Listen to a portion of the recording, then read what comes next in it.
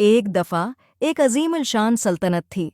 सल्तनत पर बादशाह अकबर की हक्मरानी थी, जो अपनी दानशमंदी और इंसाफ की वजह से मशहूर था। उसकी इकलौती बेटी शहजादी माया थी। शहजादी बहुत चंचल और शरारती थी।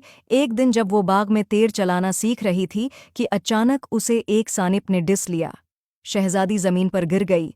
उसे तबीब के पास ले गए, मगर सानप बहुत जहरीला था और सल्तनत के किसी भी तबीब के पास इसका इलाज नहीं था। बादशाह बहुत परेशान था कि शहजादी जल्द सेहतियाब हो जाए और सल्तनत की खुशी वापस लौट आए। बादशाह ने दूर दराज से तबीबों को बुलाया, लेकिन किसी के पास भी जहर का तोड़ नहीं था।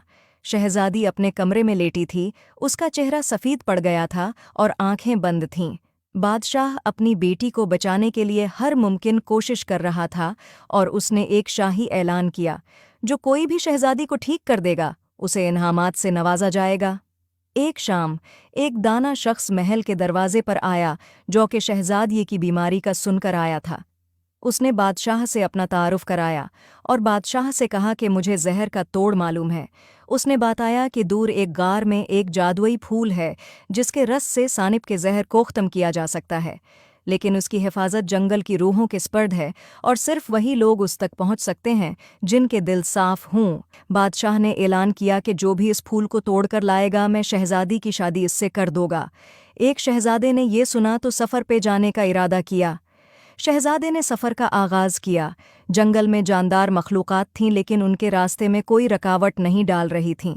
आखिरकार शहजादा इस गार में पहुंचा। उसने वहां एक चमकता हुआ चमकदार फूल था, जिसकी पंखड़ियों पर चांदनी की मानंद चमक थी।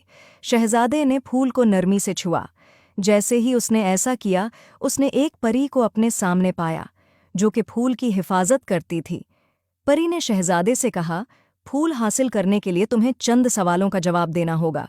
परी ने पूछा, वो क्या चीज़ है जो बग़ैर पर के उड़ती है, बग़ैर मन्ना के बोलती है और बग़ैर पाँव के चलती है? शहजादे ने कहा, हुआ। परी ने कहा, बहुत खूब, तुम फूल ले सकते हो। शहजादे ने परी का शुक्रिया अदा किया।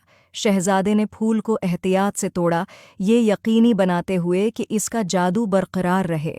चमकदार गल के साथ शहजादा जल्दी से महल आया। उसने जादुई फूल को बादशाह को दे दिया और बादशाह ने शाही तबीबों के हवाले किया, जिन्होंने शहजादी के लिए एक ख़ास दवा तैयार की। जब शहजादी ने ये दवा पी तो उसकी आंखें खुल गईं और वही चमक वापस आ गई जो पहले गायब थी। अबू, उसने आहिस्ता से कहा। उसकी आवाज़ में शुक्रगुजारी और हैरत थी। मैं बेहतर महसूस कर रही हूँ। बादशाह ने खुशी के आंसुओं से अपनी बेटी को गले लगा लिया। सल्तनत ने खुशी मनाई, शहजादी की माजिजाती सेहतियाबी का जश्न मनाते हुए। बादशाह ने शहजादे और शहजादी की शादी कर दी। उम्मीद है आपको स्टोरी पसंद आई होगी। Please like and subscribe my YouTube channel. बहुत अरसा पहले की बात है। ये पहाड़ों के दामन में एक बेहद खूबसूरत वादी थी। जितनी ये वादी हसीन थी, उतने ही पहाड़ों के लोग भी। लेकिन ये लोग बहुत गरीब थे। यहाँ ज़्यादातर लोग खेती बाड़ी करते थे या फिर जानवर पालकर गुजारा करते थे। इन्हीं लोगों में से एक शख्स था, चंदू।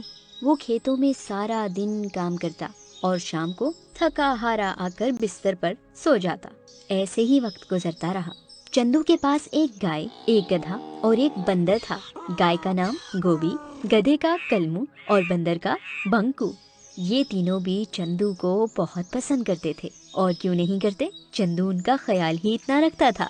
चंदू के हालात इतनी मेहनत के बावजूद बेहतर नहीं हो रहे थे। उसकी हालत देखकर तीनों जानवर भी फिक्रमंद हो जाते थे। एक दिन चंदू अपने जानवरों को लेकर खेतों में गया। दोपहर तक उसने अपना काम मुकम्मल कर लिया। थक गया तो उसने सोचा थोड़ी देर दरख्त के साए में आराम कर ले। सो वो एक घने दरख्त के नीचे सो गया।